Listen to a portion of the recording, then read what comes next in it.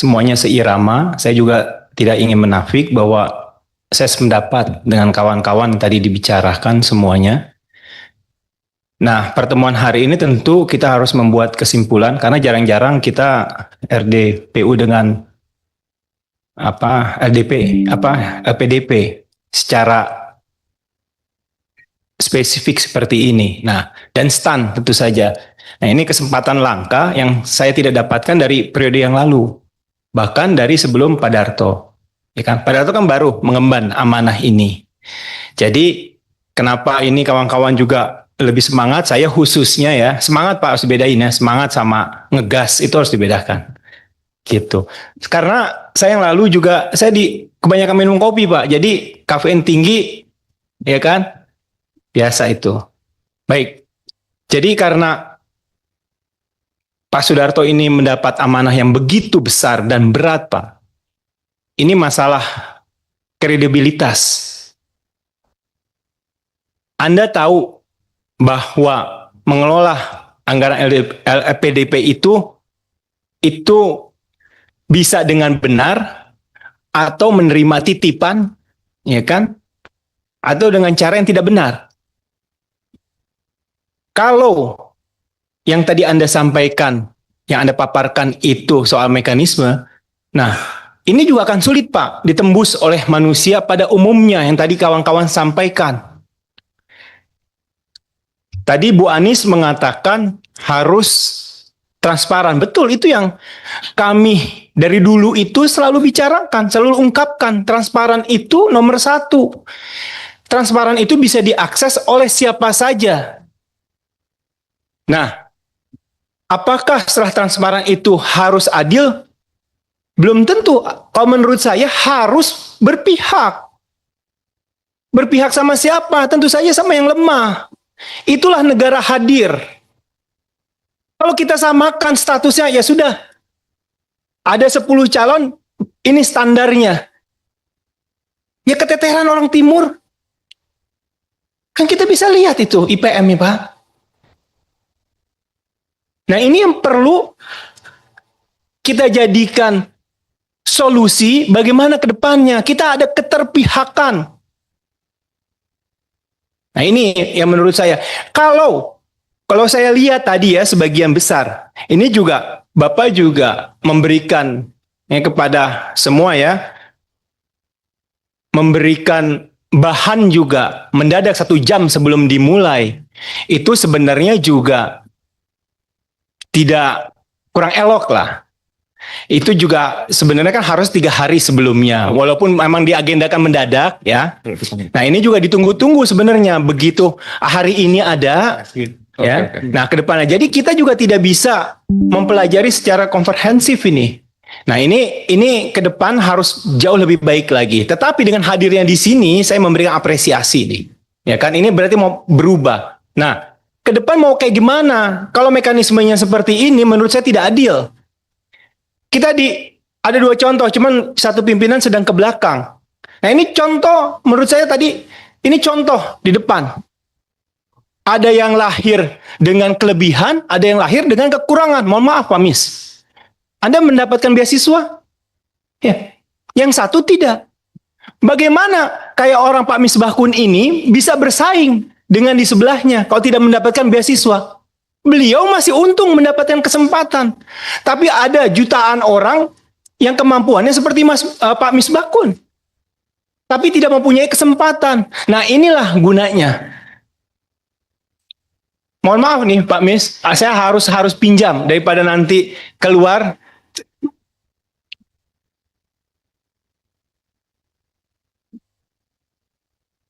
Baik, saya lanjutkan. Nah, kalau persyaratan utamanya harus pintar, betul Pak. Tapi pintar dengan, pertama harus ekonominya yang kurang Pak. Kalau dia kemampuannya itu kurang, di bawah standar sedikit. Pilihannya tapi ekonominya tidak mampu sama orang yang di atas standar tapi dia punya kemampuan, ya jangan Pak. Saya rasa ini harus dirubah Pak. Gitu loh. Malulah Pak, anak-anak orang kaya mendapatkan LPDP. Malu anak-anak pejabat mendapatkan LPDP. Ini penting. Sekarang kalau saya tanyakan sama Pak Darto, dari seluruh yang mendapatkan LPDP itu, apakah itu clear? Apakah itu clean? Tidak ada nepotisme? Tidak ada akses menuju sana dari pejabat-pejabatnya, dari relasinya, dari kolehannya, dari pejabat mana, kementerian mana? Saya rasa itu juga sulit dijawab kan Pak? Saya bukannya mau menuduh, tapi itu yang dirasakan masyarakat. Saya cuma menampung, sekarang saya bicarakan di sini. Tadi apa yang dikatakan Pak Idrus itu benar, salah satunya. Bahwa yang mendapatkan LPDP itu ngepas-ngepas, pas-pasan istilahnya. Nah ini juga harus dicarikan solusi. Kenapa bisa pas-pasan? LPDP juga mempunyai persyaratan memberikan kerjasama atau keluar itu dengan universitas terbaik di 100 ya kan Pak ya. Tetapi yang paling mahal itu kan dari USA, Amerika Serikat, dan UK.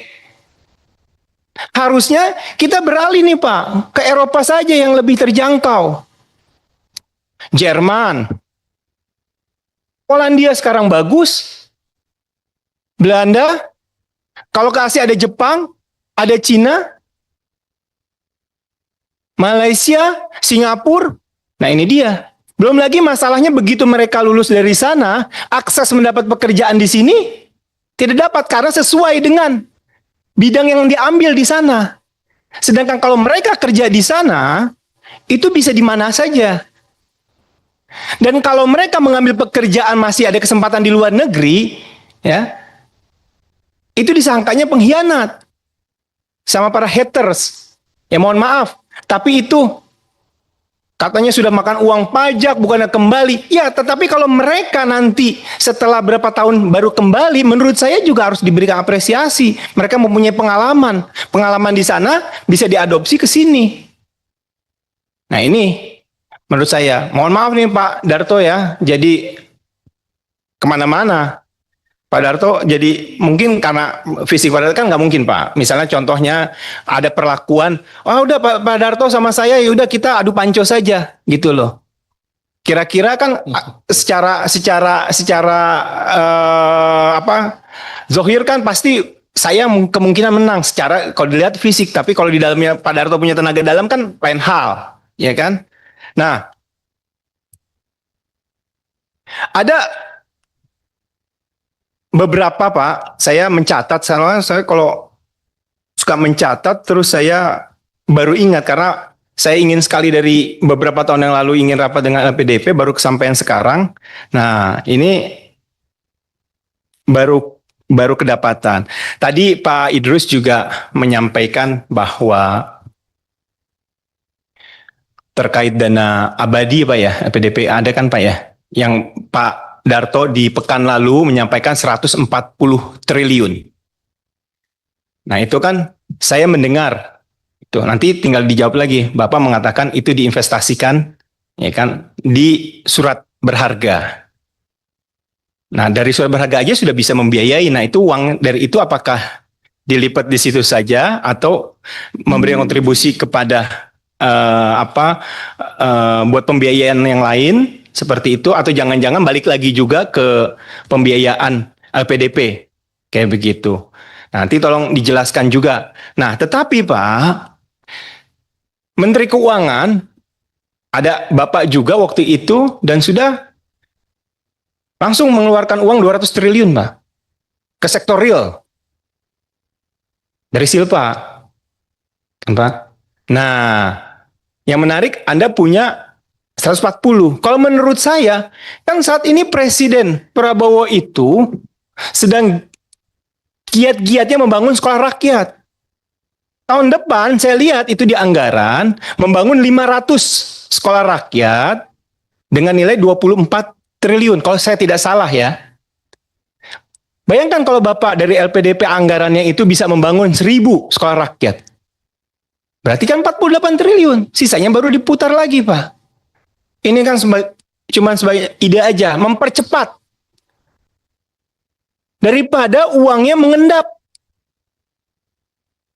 Kita kan mau berinvestasi nih di sektor real. Ya ini sektornya adalah sumber daya manusia.